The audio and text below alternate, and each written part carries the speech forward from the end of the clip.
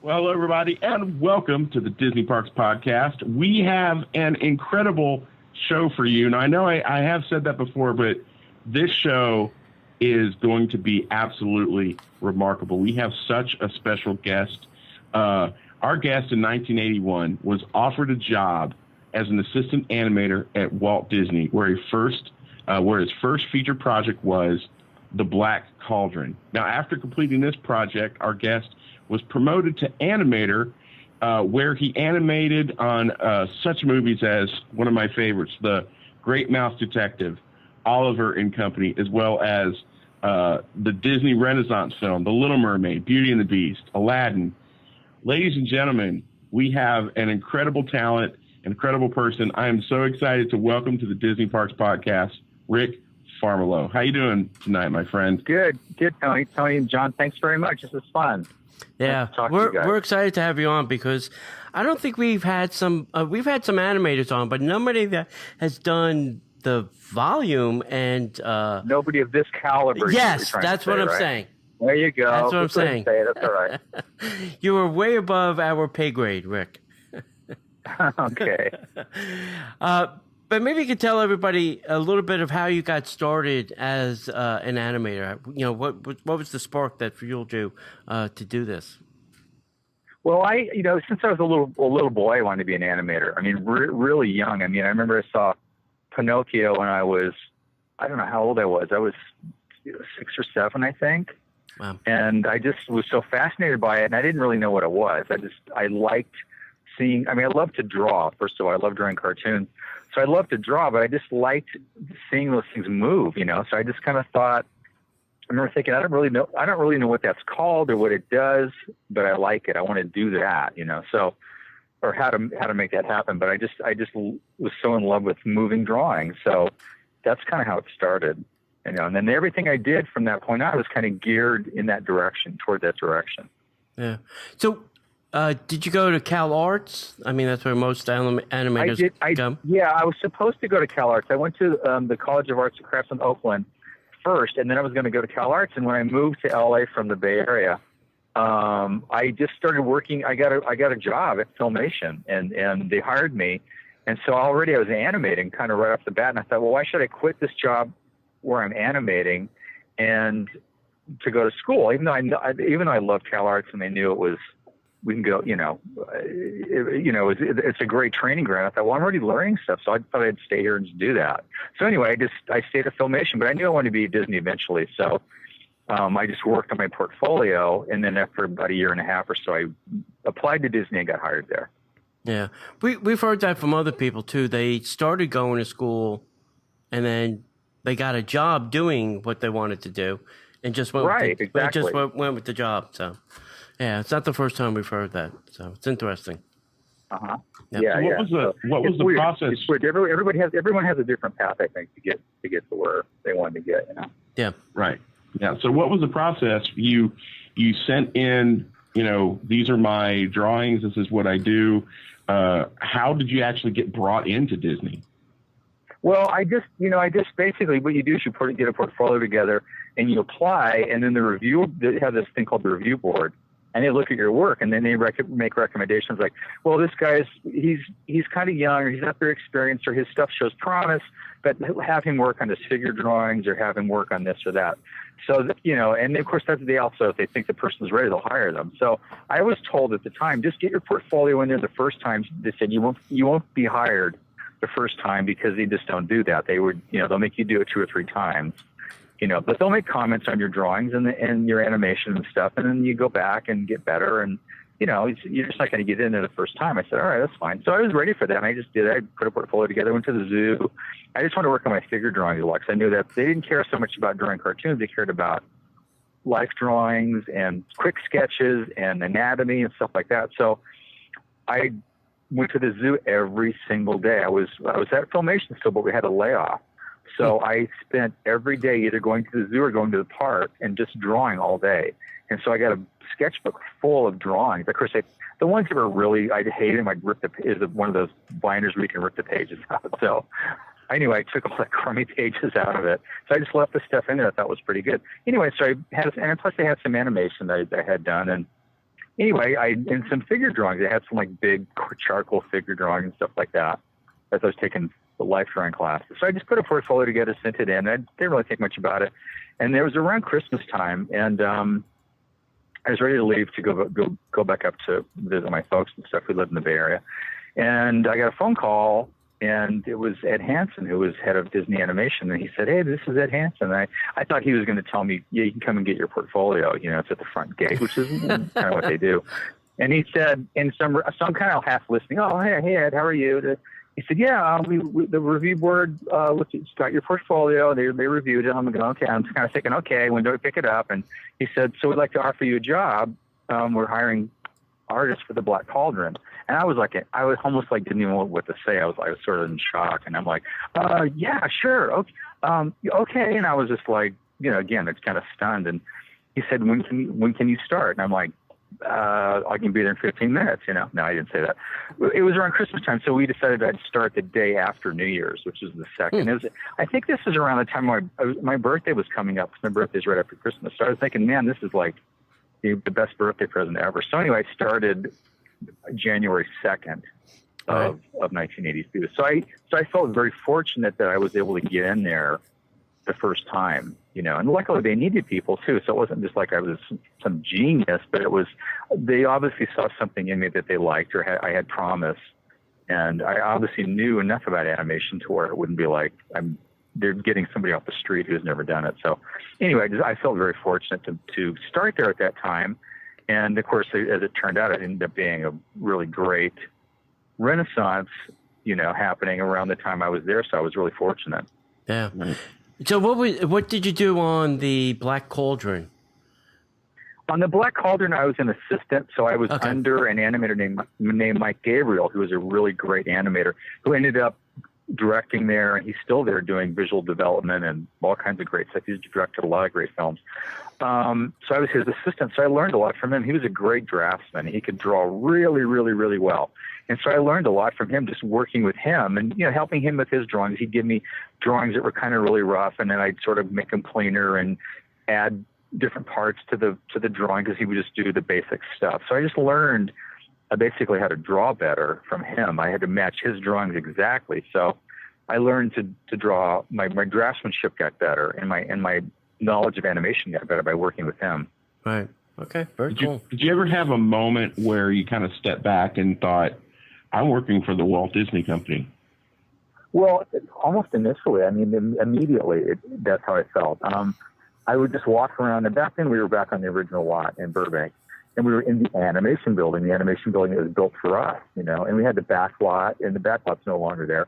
But, I used to walk around, and it was so inspirational to walk in that, I say neighborhood because it felt like a neighborhood, and just to walk back there and just soak in all this history and look at, walk down the back lot and see things that were used in Mary Poppins, and, the chimney sweep brooms were still laying around, and all kinds of the Zorro set from the TV show Zorro, and just absorbing all this history and just thinking, gosh, this is incredible. I'm at this historic place, kind of like the house that Walt built, and he built it for us, and I felt really privileged. And also the other thing that was weird was the Nile men were still, the legendary Nile men were, except for John Lounsbury and Les Clark, were still alive. And of course, Milt Call had retired. Milt was up in the Bay Area, but the other guys would hang around. They'd come around the studio, and Wooly Reitherman was still working there, and Frank and Ollie were there because they're working on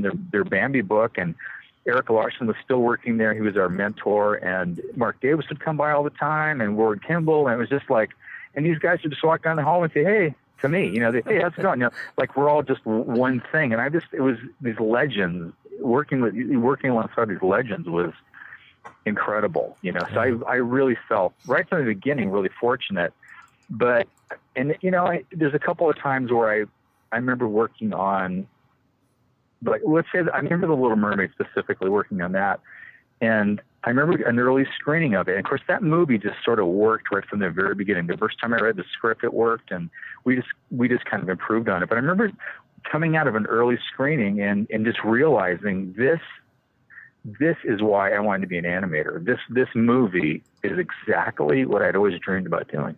I'd done some other films. We did the Black Cauldron, we did Oliver and Company, we did Great Mouse Detective, which I loved. Yep. But the Little Mermaid felt like great, and that was like this is going to be a great Disney film.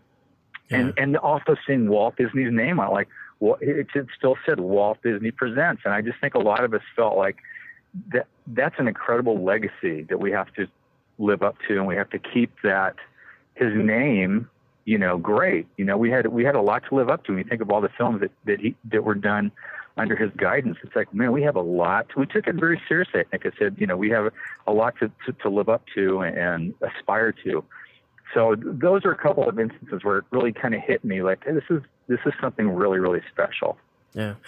I mean, I'm thinking, you were there in animation when there was Eisner and Katzenberg, and, Disney was really hitting their stride on, animation. I mean, they were doing things in animation that nobody was doing at the time. We only see it, as fans from, movies like, what is that? Waking, oh my gosh. Waking Sleeping Beauty. Waking Sleeping Beauty. Yeah. So things like that. So, what was it like, being in the hallways, being an animator, was there, interaction with these, what we would call legends today, of the time? It must have been, it would have taken me back a little bit like, wow, this is crazy, what I'm doing.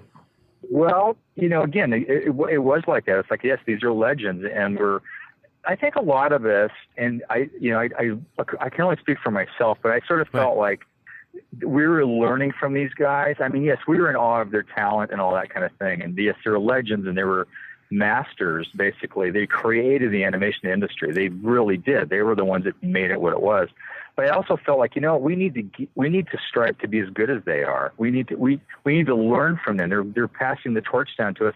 We need to really learn and work really hard to continue this excellence that the studio is known for. So I think a lot, even though it was inspiring, I mean, it was overwhelming sometimes, the fact that these guys are legends. We had to kind of get past that and just like, these guys are teaching us how to do what they've learned. We need to, and so I think we just worked really hard. I mean, I just remember, we were certainly proud to be there, but I also thought, man, this film has to be great. We just have to keep working harder and harder and harder to make these films great. And when the new regime came in, they kind of changed the game a little bit, because they were, before that animation was a little bit of a cottage industry. It was kind of a cult thing where it wasn't a big giant moneymaker. The films would do well, but we do one every 4 years, and they did pretty well, and kids liked them and stuff. But they weren't the giant business that they became once Eisner and Michael Eisner, Frank Wells, and Jeffrey Katzenberg took over the studio. They were brought in to kind of turn things around. I think the stakes went up, and they were like, "Look, guys, these films have got to be great. We're not messing around. We have competition from other studios, and it's not just about other animated films, it's live action films. So these films have got to be great." So Jeffrey Katzenberg got really involved and he was had a great eye for what worked and what didn't work. He was a great editor.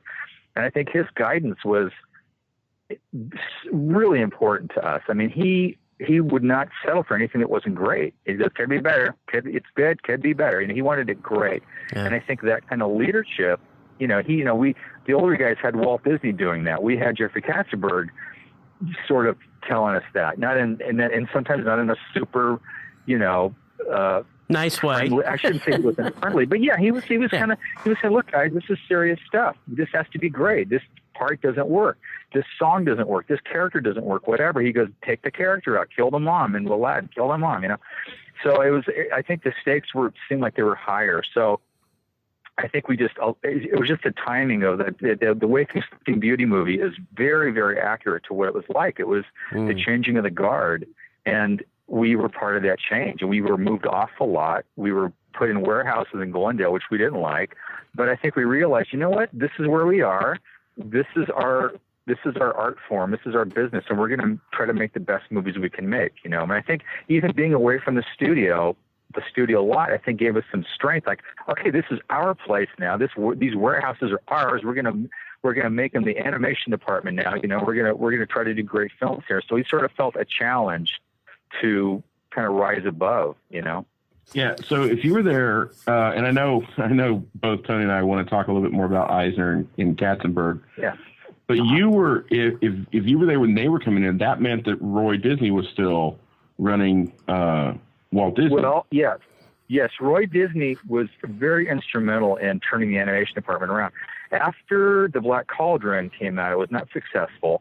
We were in the middle of making what was called Basil at Baker Street, and Jeffrey Katzenberg was like, "We're not, you guys."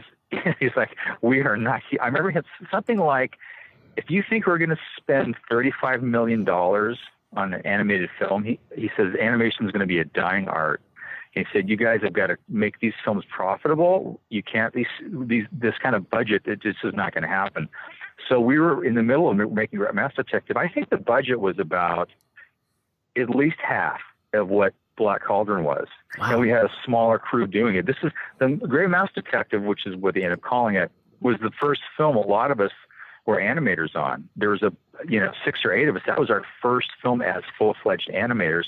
So we thought we took it pretty seriously. Like, this is our first little movie, you know. And so I think we did it, and it came out. We kept it under budget. It did okay. It wasn't a mega hit, but it did okay. And I think it showed them, okay, we can make animated films for a reasonable cost, and as long as they make their money back and we make a profit, we'll keep doing them. So, I think because of Great Mouse Detective, this is about the time that Roy Disney got really involved. He says, "Look, let me help out with the animation department. I'll retool things. I know these guys; they like me.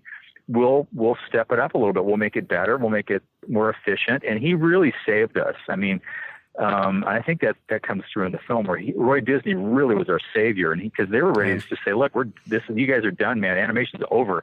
It's too expensive, and you guys, these films don't make a profit." And we're frankly more concerned with live action right now. That's kind of why we were brought in here, to turn the live action department around. So they were ready just to cut us off and say, "This is it. My Great Mouse Detective is going to be it. And see you later." Well, of course, we didn't know this at the time. This is something that came out later. Sure. But Roy stepped in and says, no, don't. Let's not. This is the legacy of Disney. The legacy of my uncle and my dad was animation. That's what this company was built on. And he says, we're not going to we cannot get rid of this. We cannot cut these guys off, you know.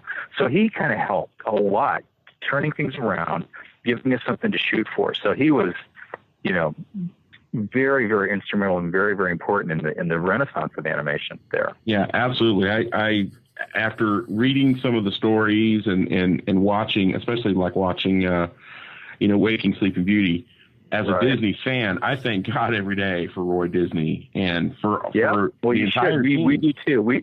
We all do. Yeah, we do too. And he was, he didn't want any credit. He wasn't in the spotlight. He was behind the scenes. He was a very, very humble, low-key guy.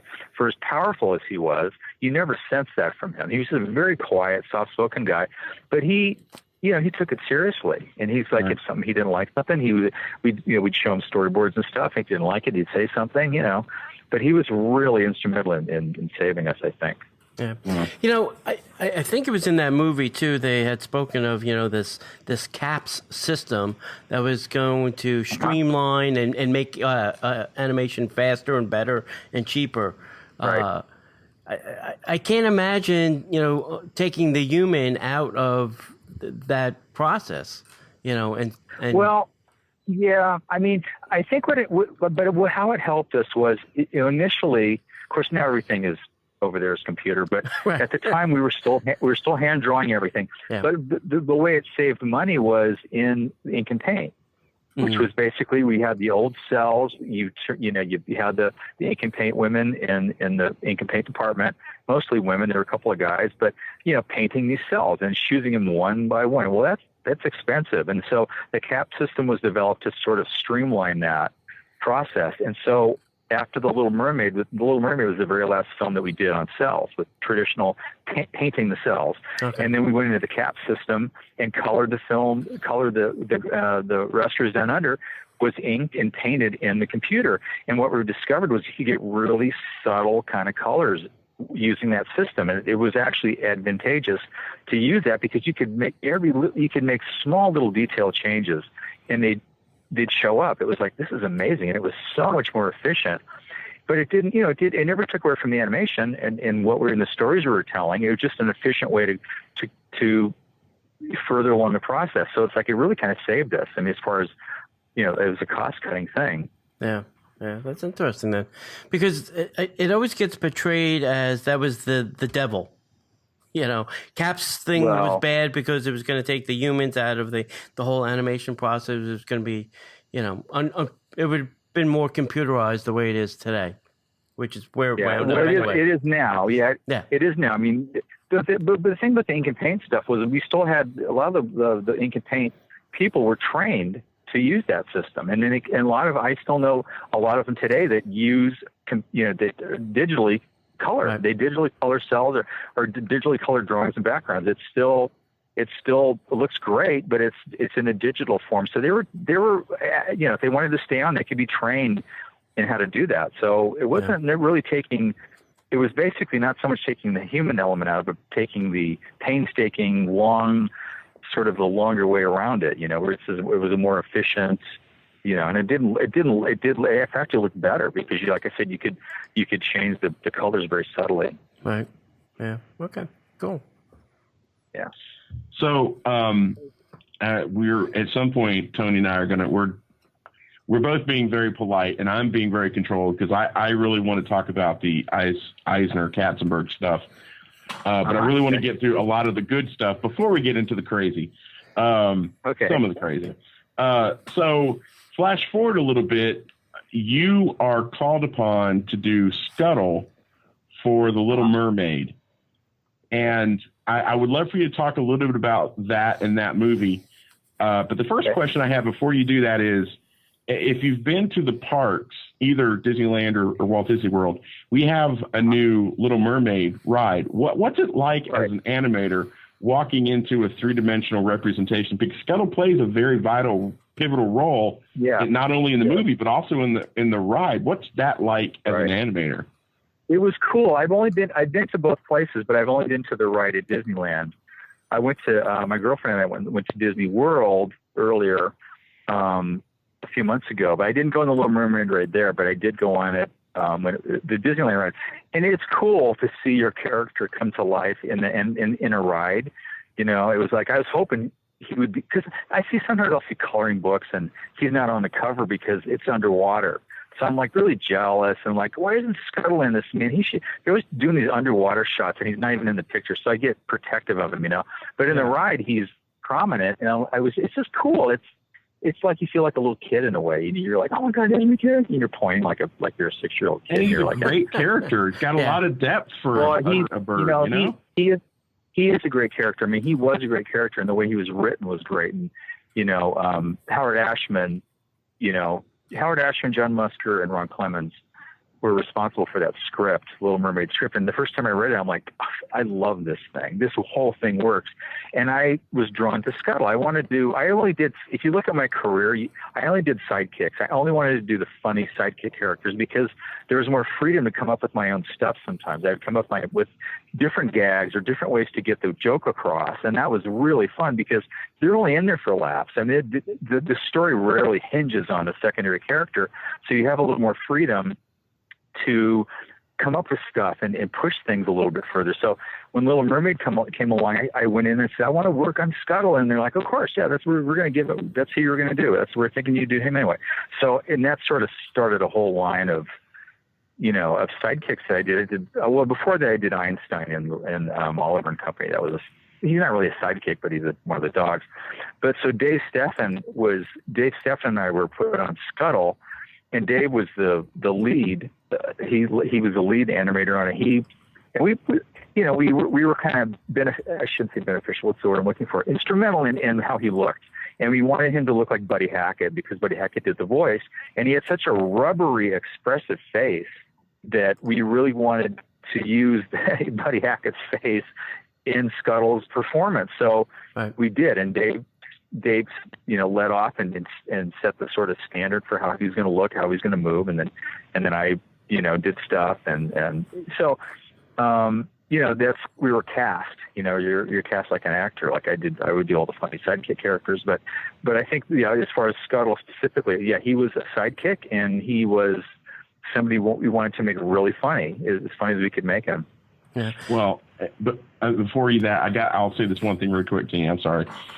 My wife's favorite 2 movies are The Rescuers and Rescuers Down Under.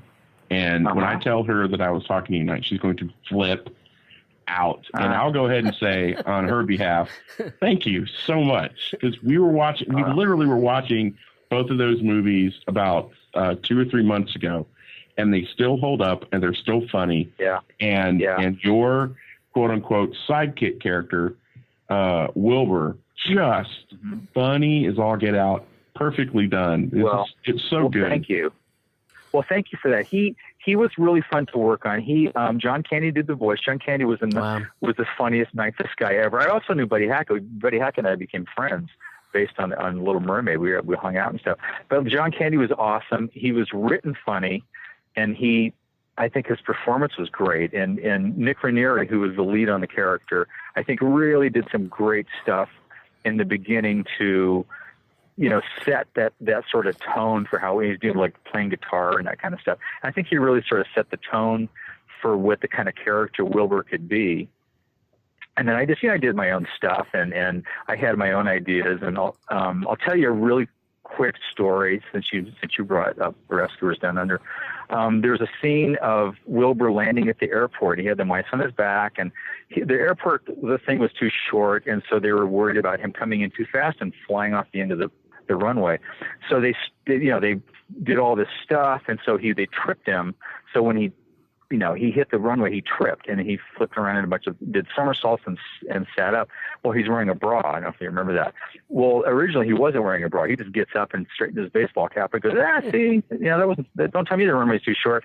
And I said, well, guys, I felt okay about that. It's not really as funny as it could be. And so I went to Mike Gabriel and Hindel Butoy, the directors, and I said, we got this bra. They stretch this bra across the runway to trip him up, and why don't we use the bra? I said, well, how about if he does these somersaults and he gets up and he's wearing the bra? And initially they were like, absolutely not. They were like, no, that's in really bad taste. We can't do that. And I said, look, I'm not going to do it in bad taste. I just wanted, let me try it. Let me see how it looks. So anyway, they said, okay, go ahead and animate it, and we'll see how it goes. So I animated it, and they said, okay, it looks all right. They said, we're going to have a screening coming up pretty soon or next weekend with a bunch of moms and kids, and we're going to get their feedback. And they fill out these cards and what they like and what they didn't like. And said, if we get a bunch of complaints about that bra, we're going to cut it out of the movie. So I said, okay, that's fair. If the people don't like it, I don't want it in there. So anyway, they did the screening, and the next day or Monday I came in and went into Mike Gabriel and said, so how'd the screening go? Oh, it was great. And then they like this and this and this. And I said, oh, that's so cool. And then he gets a little bit serious. He goes, that bra gag you did? I'm like, oh man, here it comes. He's going to tell me it's cut out. He goes, I got the biggest laugh in the movie. So I said, he says, obviously we'll keep it in, That's awesome. That was funny. But that was just an example of being able to kind of plus, what you're given. You always, as an animator, you always want to make it better. That was what we were told from, the Frank and Ollie and Ward and Mark Davis and Eric Larson. Make it better. Whatever you're given, however good the script is, make the storyboard better. However good the storyboard is, make the animation better. So we're always trying to make it a step better than what we were given. And so that's an example of what a lot of us did. We were given an assignment, and we're like, how can I make the most out of this? How could I plus it and make it even funnier or make it even more dramatic than what we're given? So that's kind of what we were sort of taught. So that's just an example of something I did, but that was a lot of, we all did that. We were all encouraged to make things better than what we were given. Yeah. As an animator, you talked about Buddy Hackett's face kind of being rubbery. How important is it, to see the person voicing the character, and how much of that person's personality winds up, as part of the animated character? Well, you know what? I tried to go to every single recording that my character was doing, because I would always get something out of it, you know. I couldn't go to all of them. Of course, some of them were, maybe the guy was in New York, so they had to record in New York. But I always like to see the videotape of the actor performing it, because he would perform it. And these guys were not radio actors. They were actors, you know. They were in front of a camera most of the time. So they were very expressive, and they do gestures, they do body poses, they do accents in their face. They'd look up at the sky, they'd frown, whatever they do.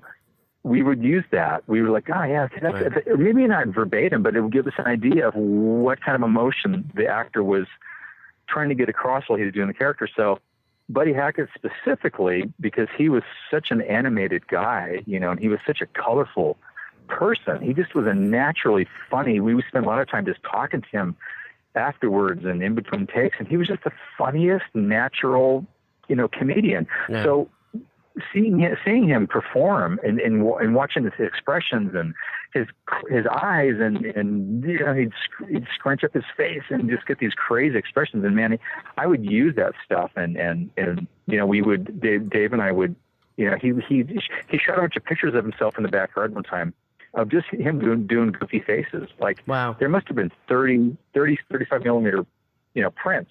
And so I took the ones that I thought were the best, and I taped them to a big cardboard, you know, piece of cardboard, and stuck them on my desk and used them. I'd look at them all the time just to try to get what he was doing. So anyway, the long answer to your question is yes, they did use the performances that the voice actors would do, because it helped us with getting our emotions and the acting in the characters. Yeah, that's interesting. Interesting. In Beauty and the Beast, you did, you know, this uptight guy, Gaston, and then his funny little sidekick, Lefou. So, you know, tell us about those two characters and how you kind of, you know, molded those two little, you know, guys together. It's almost like those two were a yin and a yang together. You're talking about Lefou and Gaston? Yes, yeah. Well, Andreas Deja did Gaston. Chris Wall was the head of the character of Lefou, and I was the other animator. Lenny Graves also did animation on him. But yeah, we kind of worked together. I mean, if we'd get a scene where the characters were together, we would meet and talk about what we wanted, how we saw the character, or the director would sit with us, of course, you know, say, this is what we think is going to happen. Gaston does this, and then Lefou does this, or he does this to Gaston, this to Lefou, and this is the result. So we would talk through these scenes, because we were, you know, again, that was Andreas's character. Andreas did that character, and I did Lefou. So, for instance, in the bar scene, I did Lefou, and I did most of him in the. You know, I even forget the name of the song now, but they're in the bar, they're in the tavern, and he's talking about no one did that, and then like it sounded, you know, all that jazz. And so we talked through that, like what happens here and what kind of action are we going to come up with here. So we kind of planned it out and choreographed it a little bit. So that's kind of how that worked. Usually Gaston would be the lead in the scene, and Lefou would follow. Sometimes Lefou would be the main person in the character, and Gaston would follow. So, but that's kind of how it works. I mean, you have two characters. I did some stuff, you know, did a lot of stuff with Ariel, and well, probably the best example was in Aladdin. I did Abu. Right. I did Abu, and he's up on the rooftop with Aladdin and Jasmine, and they're talking about, we're never appreciated, and it's such a drag doing the, you know, the teenagers, and they're complaining about stuff. And, you know, and Abu's in the scene. He just wants to get out of there. He's got the apple and just wants to beat it, you know. But so it was Glenn Keane and Mark Henn and myself had that sequence together. So we kind of talked about what could happen and how Abu could react to what Jasmine just said or what Aladdin just said. So it's kind of really a team thing, you know. You're collaborating with other animators just like you would actors. You sort of go through the shot and talk about what could happen, you know. So it's very similar to like a live action film in that way. Yeah. Now, when you're working with like a almost like a partnership like that, is the storyboard important to, you know, for you to say, all right, I'm going to have to do this, and this, you know, along with, you know, Gaston's character? Does that help? Yes. I mean, the storyboard's very important because that's the blueprint for what's going to happen. And sometimes you go, like I said, you go off that, and some of you might have a better idea. Like, what if he comes in later, or what if he's on so and so's shoulder at this point, or instead of off sitting on the wall, he's actually right in the middle of the two of them, or whatever. Just different ways to play it. But the storyboard gives you the setup and the staging. Right. And then you work from there. You have a great storyboard to go by. We had Ed Gombert was head of story on I think Mermaid and Aladdin, and he's such a great story guy. But these shots were set up so nice to begin with that all you wanted to do is maybe improve what was there. Yeah. Okay. So when you're working in a partnership, like when you're working on like a LeFou and you've got 3 different animators working on it, how you've got the storyboard, obviously it's directing how the action is going to go, but for more of a practical sense, I'm not an animator, so I don't know how it works. How do you guys divide that up? Like, Mondays and Thursdays, I'm going to work on this and you're going to work on that. How do you actually break the responsibilities? You're kind of cast on a sequence to keep it consistent. You want to get. I used to love walking into the director's office and getting like 5 scenes in a row. It's like it's called continuity. It's like man, I got 5 scenes continuity like in a row, and I can just think of the whole thing together, how the whole thing's going to play out together. So that's what you do. You sort of thumbnail the entire 3 or 4 scenes, whatever you got. But they did it on purpose, so it would be consistent. Rather than give, okay, this shot's this guy's going to do, the next shot's this guy's going to do. They wanted to try to cast it to where one animator would have the whole sequence. Therefore, you think through the whole thing. The character is consistent. His reactions are consistent with what is happening. You're not getting an odd-looking character that doesn't seem to fit. So that was the goal. They always tried to do that as much as possible, is give an animator as much of the sequence as they could. Sometimes the sequences are too long; they'd have to break them up. But they try to give you stuff in order because that way your animation would be consistent. So when you're working on a movie like a Little Mermaid or a Beauty and the Beast, or even like an Aladdin, so you've got 3 pivotal movies for the Walt Disney Animation Company. How do you guys have a sense? Do you have a feeling when you're working on either the characters or a movie specifically? Do you guys have a sense like, guys, this is going to be such a huge hit? Or are you guys so surrounded by, storyboards and pictures and drawings and ideas, you don't really know, you're just focused on the job? Or do you guys have a sense like, guys, this is going to be huge? Well, that's a really, really, really great question, because sometimes you're wrong about that. Sometimes sometimes you're like, this is going to be huge, and it's not, or you're like, and then it's a big hit. Not usually. Usually you kind of know when something's working. I get to keep coming back to Mermaid, but Mermaid really felt like it was really going to be something special, and like I said, the first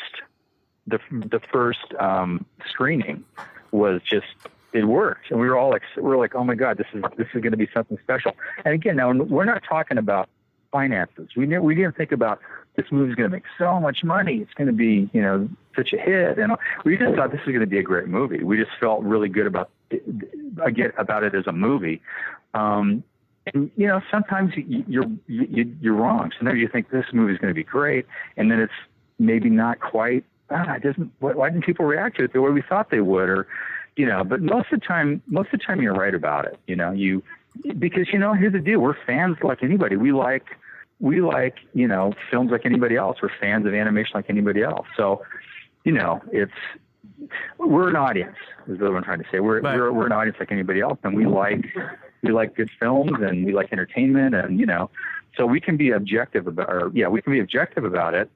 Just as, again, we're the animators, but we're also we're film fans, and we know what stuff works and what doesn't work, and I think that sort of plays true. And I think with those 3 films, like Little Mermaid, Beauty and the Beast, and Aladdin, I think we felt those were very special films. I also thought The Rescuers Down Under was a special film. I also thought The Great Mouse Detective was a special film. They're all special in their own right. But I think Mermaid was the first one that really felt like gigantic. Like this is really going to be like something, this is going to be like something people haven't seen before, and I think the fact that Howard Ashman, was so instrumental in writing such a great story and writing such great songs, that stuff, I think it really helped. Yeah. So, what did you do after Aladdin? What was the next project you had after? Well, what I did after Aladdin was over, my contract was up with Disney, so I left. I went to a studio to do Rich Animation to do the Swan Princess. Okay. And that was a lot of fun to work on. And I did the Puffin character. For some reason, I keep getting birds. I did the Puffin character and had a great time on it. But the film just did not do any business at all, and I was really disappointed. I was not disappointed in my work. I thought I did good work, and people really liked the Puffin character that I did. And it got a good response. My animation did, but the film was not well received. So I was either going to go back to Disney. I was talking to them about going back to Disney, working on Hercules. They were going to give me my own character on Hercules. And I was ready to do that. And then this company that was called DreamWorks. And Jeffrey Katzenberg called me and said, "Hey, Rick, why don't you come over here and see what we're doing?" And I knew they were doing a Bible movie called, at the time, it was the Ten Commandments. And I'm like, well, gee, I'd rather work on a cartoon. I'm really more of a cartoon guy. Anyway, I went and met with Jeffrey, and he just said, "I'm going to give you, I'll give you this, just basically you can be a big part of the studio," is how he put it. Right. And I just thought that was such a great opportunity. I'm like, well, God, I love Disney. I love working there, but this is something really new, and I can get on the ground floor, and but at the time there was literally 15 people. DreamWorks was like 15 people when I started there. And so I thought, I can get on. I was the first animator that was hired from the outside. There was about a handful of animators, maybe two or three that were from Amblin, Steven Spielberg's animation company. But I was the first one that they hired from the outside. So I thought, this is a great opportunity to get on something brand new, and it's really exciting. So anyway, I decided to go to DreamWorks. And I worked on The Prince of Egypt. I did the camel in The Prince of Egypt, which originally was going to be another sidekick, sort of in there for laughs. But about maybe a third of the way through the movie, Jeffrey came and said, Rick, this movie this is not going to be a comedy. And the idea of having the camel be this really funny character just doesn't seem to really fit the tone of the film. And I couldn't disagree with him. I was like, you know what? I get it. I mean, I'm disappointed personally because I wanted to do a lot of funny stuff with the camel and had the camel spitting on Moses all the time and all this fun stuff. But it's like, you know what? That's not really the story we're telling. So I think Pratt Falls and Pie Fights probably is not going to fit in a Bible story. So, we toned it down, and there wasn't as much of him in the film as there originally was going to be. But I think the film is very strong, and I think it really succeeds. So, but anyway, that's what happened after Aladdin. Is I made one film and then went to DreamWorks. Wow. Yeah. So we were, if you've ever read the book, which you lived it, so I'm not sure if you've ever read the book, but there's a book out called Disney Wars that kind of talks about this whole transition. So you were kind of in the middle of that, and I think there's like one paragraph that talks about. And then Katzenberg started calling a bunch of my former animators, and I'm like, well, I just heard that story. I was the first one. I was the first one that was over there. But it was a very, again, I wasn't in the middle of it. We were only observers from the outside, and we really had no direct knowledge of what was going on there politically. Right. Jeffrey wanted to. Frank Wells, the worst thing that ever happened to Disney, and you can talk to anybody who was there, the worst thing that ever happened to Disney Studios was when Frank Wells died, because that changed the chemistry and the dynamics of the entire studio. Because Frank Wells was Michael Eisner's kind of right-hand man. He was very, very smart. He had a great business sense. He was very quiet. He was very behind the scenes, but a brilliant guy. And Michael would run stuff past Frank all the time about what we think about, he asks his advice about stuff. And I think the three of them, Frank and Michael and Jeffrey, they worked so well together. And I think when Frank passed away, was killed in a helicopter crash, it changed the whole dynamics of the studio. And I think Jeffrey was wanting to be that guy, wanted to be have that role. Michael was not receptive to that, and it just caused, it caused a lot of, what's the word I'm looking for? Resentment, I guess. Yeah. And things got very heated, very unpleasant. And Jeffrey left to start DreamWorks and was feeling very competitive. That's this. I'm gonna do great movies. We're gonna challenge Disney for that share of the box office. And I think that kind of drove him, And again, the stuff between him and Michael, only he and Michael really know what happened and the depths to how that relationship had changed.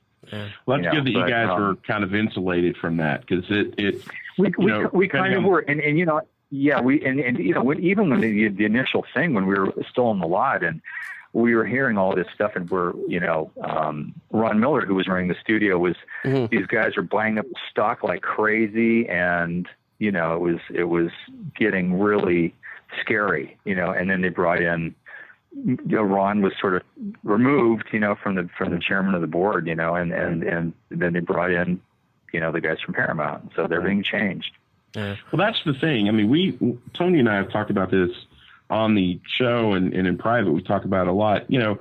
Eisner and Frank Wells, Michael Eisner and Frank Wells, their partnership worked. And Jeffrey Katzenberg, I'm not trying to take anything away from him, but Eisner Wells, that partnership was very like a mirror almost to different degrees of Walt and Roy Disney, because, there's a yin and yang effect. Walt had these crazy ideas, and Roy had to, we're going to figure out how to do it, and let's look at it from a real, conservative perspective. And then, here's Frank Wells, who did kind of the same thing for Eisner. Yeah. And, it's tragic. The fantasy.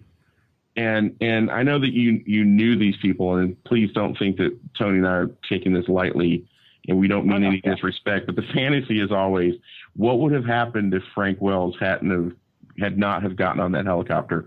What would have happened with Walt Disney? Well, I think certainly the DreamWorks may not have even happened. I don't know. It's hard to speculate, but it's possible DreamWorks may have never happened. I don't know. I mean, hard to imagine that studio wouldn't be there, because it's been for the most part really successful. But hard to imagine. I mean, there's so many things you can look at and go, what happens if Walt hadn't died in 1966? What if he lived another 10 years? I mean, how would things be different? Right. Yeah. So DreamWorks has been amazing, though. You go to Prince of Egypt, which was an amazing movie. I was actually in ministry at the time when that came out, and I can neither confirm nor deny that we used copious amounts of clips during sermons, but we did pay royalties. I swear. Did you show a lot of my camel too? I'm sure we did. Yeah. Okay. That's sure very important. Okay. Good. And then and I'm flash forwarding a bit, and I don't want to. I'm trying to save some time. Sure. Then we're flash forwarding a little bit, and then you work on a little movie called Shrek. A little movie, yes. Yeah. Well, what happened was, I'll tell you how Shrek happened with me. Was I was working on the Road to El Dorado. I was animating on El Dorado, and I was working on the character Tulio, who James Baxter was the lead on. And I was doing okay. I wasn't loving, I didn't necessarily love the character, or love the movie. But I was animating on it, but I would have all these ideas, because we'd have screenings, and I would write a bunch of notes and send them to Jeffrey and the directors and stuff. Just thinking, wouldn't it be better if Tulio and Miguel did this, or how about the ending? Blah, blah. And so I was just constantly doing this stuff. And Jeffrey really was liking my ideas, and so he'd call me on the phone, and we talk about my ideas, and sometimes on the weekend, and he'd go, these are great ideas. How are we going to make them happen? I said, well, you could do this and that, whatever. So I was doing this quite a bit, and not only for that, for El Dorado, but I did it for Prince of Egypt, and I did it for even movies I wasn't even working on, like Chicken Run, and be called in to come up with gags, and a lot of us were part of this this group of guys that would do gag passes on films, even if we weren't working on them, just come up with funny ideas, gags and stuff. So he thought I had some good ideas. So he suggested strongly that I get into the story department. And I wasn't real receptive to that because I said, no, I want to keep animating. And he was like, look, no one's going to miss your animation. He's like, your story ideas are really good. I think you need to get into story. So I decided, okay, he kind of wants me to get into story. So I thought, you know what, this would be a nice change. So I did. And so the rest of my time at DreamWorks, again, before my contract was up, I had a 5-year contract, but I basically did story. And I did some story stuff on El Dorado. I did a dream sequence that was near the end of the movie, but we actually never used it. But there was that. And then, they put me on Shrek, and so I did some storyboards on Shrek. Again, just coming up with different sort of gag things and different sequences, and never really boarding an entire sequence from start to finish, because by the time I got into Shrek, a lot of that stuff was the first pass was done already. So we were just kind of making some changes here and there, and again, just coming up with gags and that kind of thing. So that's how I moved into the story department, and that's how I got story credit on Shrek. The movie was fantastic. It made a boatload of money, I'm sure. So yeah, it did. It did really, really well. Yeah. Well, it's a franchise now. I mean, it created a franchise, which is what every studio head wants. It's all about, years and years and years ago, there would be no sequels. It was Walt was so against sequels that they weren't going to do a sequel. Yeah. But then it's become like, if the film's even mildly hit, it's like, let's do another one and try to turn it into a franchise, the Toy Story franchise, and the Pixar has. It's just like, what are you going to do? You can't argue success, and these guys want to make sure these films make money, and they're very expensive now. So I can't really blame them for that kind of thinking. Artistically, I do, because I don't think they usually bring anything new to the table. I think they kind of retell a story, or it just feels like for the further adventures of, whatever, it's not really truly a new idea. Right. I think like a sequel that I thought did work, because it was nothing like the original, was The Rescuers Down Under, because it was basically, again, made because Jeffrey knew that the first Rescuers was really successful, and we did not want to do a sequel. And he says that, we had a big meeting, because we were like, Disney doesn't do sequels. That was our feeling. Mm-hmm. And he says, look, guys, he said, the Rescuers made $40 million. We're making a sequel. If you don't like it, you can leave, So it's basically, okay, we'll do a sequel. So anyway, but I think that felt like a really different story. It didn't feel like a retread. It felt like, Mike Gabriel and Hendel Butoy wanted to do something really different. And if you'll notice, it doesn't have Howard Ashman songs in it. It's a real departure from what the studio was doing at the time. And I think it's really successful as a film and as a sequel, because it does feel like it breaks new ground. Yeah, I agree. It was completely it almost felt like two separate movies to me when, back in the day when they came out. They were like almost two separate kind of storylines, but with the same characters in them. So, they were great back then, and they still stand the test of time. So, all right, we're going to ask you some questions. Yeah, we're going to ask you some questions. We're going to kind of wrap up. We're going to ask you some questions that are probably very tough. Do you have a favorite movie that you worked on? Well, everybody asks me that, and probably the answer I usually give is Little Mermaid, because of the impact that it's had, and also the impact it had on me. And it was the first film, like I said, that I worked on that really felt like, wow, this is very special. It's also, I think, really emotional. I mean, not just for me because I worked on it. It's an emotional film. I mean, I love Ariel. I think she feels like a real character, a real girl, a real teenager. I think the ending when she has to leave her family to marry the prince is very, very emotional. I mean, it's a happy ending, but it's emotional. You're crying because she's having to sacrifice something, and it's like, what's more emotional than having, she's giving up everything she's known for this love, for her true love. And I mean, that's huge. That's a huge thing. So I love the movie for that. But in second place, really close second place, is Aladdin. And for different reasons, I just think Aladdin is so entertaining. It's so funny. Robin Williams was so brilliant as a character, as a genie. Eric Goldberg did some of the most brilliant animation on that genie that the studio has ever seen. Glenn Keane did great stuff on Aladdin. Mark Henn did great stuff on. I mean, I can go on and on and on. Will Finn with Iago did incredibly funny stuff.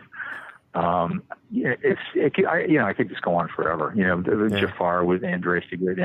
My point is, we were, like I said, a lot of us started as animators around the time of The Great Mouse Detective. And by the time we reached Aladdin, we had done 3 or 4 films together, the same group of people.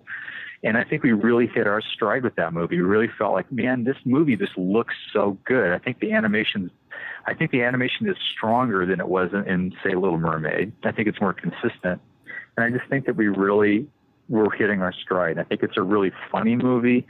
It looks great. It's really entertaining. And again, I think that the genie, and I think the genie is such a wonderful character, and Abu. I mean, not because I worked on the character, but I think Abu is such a lovable sidekick, and Duncan Marjoribanks, who was the lead on the character, really helped to set a huge, big standard for how that character acted and looked and moved. And so I just think everything really came together on Aladdin, and that's why I like it. It's in second place only because I think Mermaid's a little more emotional, but I'm very proud of that movie too. Yeah.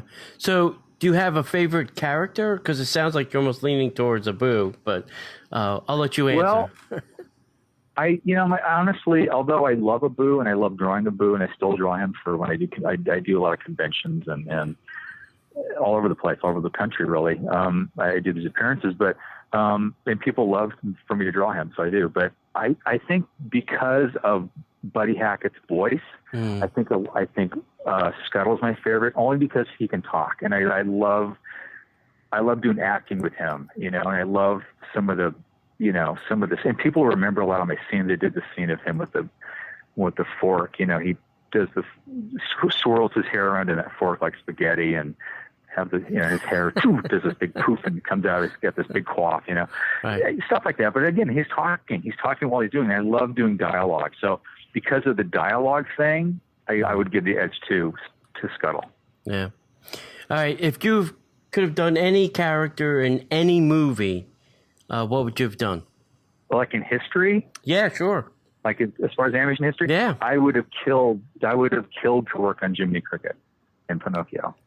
Wow. That would have been I love what Ward Kimball did with him. And again, that's a movie that made me want to be an animator, and largely because of that character, because he was so funny and he's so well drawn, and his animation is so brilliant and flawless. And, so I would have worked under Ward probably. He would have been the lead animator on it. But man, I would have loved to work on Jiminy Cricket. Yeah. Yeah. That's amazing. It's a great character. I've gotten to animate. I've done some scenes with him. I've done some freelance jobs and stuff. And so a couple of them had Jiminy Cricket. I'm like, oh my God, I get to animate Jiminy Cricket. So I have done a couple of things on, so it isn't like it's a dream that will never come true. I actually was able to animate them. Wow. So it's fun. That's great. Yeah. I have one more question. It's a little bit tougher, but okay. You are such, I don't want to sound like I was trying to blow smoke up your skirt, because you really are an amazing, I'm not wearing a Okay, good. Neither am I, oddly enough. I thought this was just a phone. I didn't know you could see me. Wow, this is a little shocking. Okay. What is your opinion of the current state of animation? Like, you've got, the amazing thing that things that Pixar is doing, and, they've got all these shorts that they're doing before not only the Pixar, now you've got the Walt Disney stuff, and, you've got all these other animation departments. How do you feel as an animator watching this? Well, it's more than a renaissance, but there's some really amazing stuff in animation. What's your thoughts on the current state of it? Well, I think it's both exciting and disappointing in a way. It's exciting to see that these films are really successful, that people love these films. There seems to be no end to it, and it's really nice to see that and be part of it. But the stuff that got me excited, and the stuff that the reason I'm an animator is because of hand-drawn animation, and there's so little of it around, and that's the sad part. I know there's a place for both, but until somebody does something that really can open people's eyes, I think the general public wants to see whatever. I mean, I hear when I do these conventions, my girlfriend Christy and I do all these shows, and people constantly. I mean, coffee shops. I'm when I'm at the market. I mean, and people. I'm talking about this with some people or whatever. Like, oh, you look like. Oh, are you a musician? I'm like, no, I'm an animator. Oh, really? What have you done? And that's usually how it starts. And I tell them, why don't they do more of their drawing animation? I like that stuff. That's the stuff I want to see. So a lot of people, I think, the audiences wants to see anything that has a good story. That's all they care about. But until somebody does a hand-drawn feature that makes money, or it gets people excited again, this is going to be kind of on the back burner, and there'll be shorts, and there'll be foreign. There's still hand-drawn animation being done in other countries. There's France and Europe. It's still being done here and there, but it's not big as it used to be. So I still do hand-drawn animation, but I'm very happy for the state of the business, that it's doing really well. It seems to be really healthy. There's more studios now than there ever was. When I was in animation, there was basically Disney and Don Bluth, and that was kind of it. And then Ralph Bakshi had his own niche, but then that ended, and then then there was Amblin, but it wasn't a huge. That's when it started to get kind of big. And now there's a lot of studios, and it's awesome that there's so much out there. In TV, there's tons of work in TV and tons of really good shows and stuff. But it's just the sad thing for me, just kind of personally, and a lot of my colleagues, is we're not able to do what we're so good at. And I think we would be at our peak right now if we were all allowed to do another hand-drawn with a good story. An average story is not going to make it. It's got to be a great story. Right. If we could just do another one, before too long, it would be awesome. So I'm encouraged. I'm certainly hopeful, So in general, I'm positive about it. If that's a really long answer to not a really long question. Yeah. No, that was a good answer. It was a great answer, actually. Hey, we want to thank you for coming on, Rick. We could probably go on for way more time because our minds are spinning with other stuff. But we want to thank you for coming on. Last, where can people find you on the internet if they want to look up, your resume? They can look on they can find me a lot of places, but I have a website. It's rickfarmiloe.com. It's really simple. I'm also on Facebook. I do these, as I said, my girlfriend, Christy Hayden, and we do a lot of these conventions. We're doing more and more appearances all the time, all over the country. And I do drawings for people. I sign things, whatever. I do panels. I did a panel at Comic-Con recently. So I'm very, very active doing stuff all over the place, doing new projects and stuff. rickfarmiloe.com is my website. You can go in there and see my animation reel and most of my resume. But there's going to be a lot of new stuff coming up. Like I said, I have a Facebook page, and I'm starting to build other, kind of my own personal characters and stuff too. Okay. So, I'm definitely out there. Like I said, you can find me on Facebook is probably the most immediate way to communicate with me. But again, I'm really active. I've got lots of projects I'm working on, and I'm not really complaining. It's been really good. But I like hearing from fans and talking about this. So. Cool. Yeah, that's anytime. very great. Yeah. So, hey, you want to check them out? You know where to find them now. And Rick, once again, we can't thank you enough for taking the time out of your day to do the show. So we appreciate that. Well, I really, you guys ask really great questions. You know what you're talking about, which is really nice. So, yeah, it's been really great. It's been a real pleasure. So I thank you for inviting me onto the show. Yep. And I think we're going to ask you to come back in a couple months because I think we're going to have some more burning questions. To. Yeah, great. There's a lot. I mean, there's a lot we didn't talk about. So yes. I've got a lot more information for you. Absolutely, I'd love to do it again. Okay. Yeah. All right. Well, thanks, Great. Rick, and we'll see you. You're very welcome.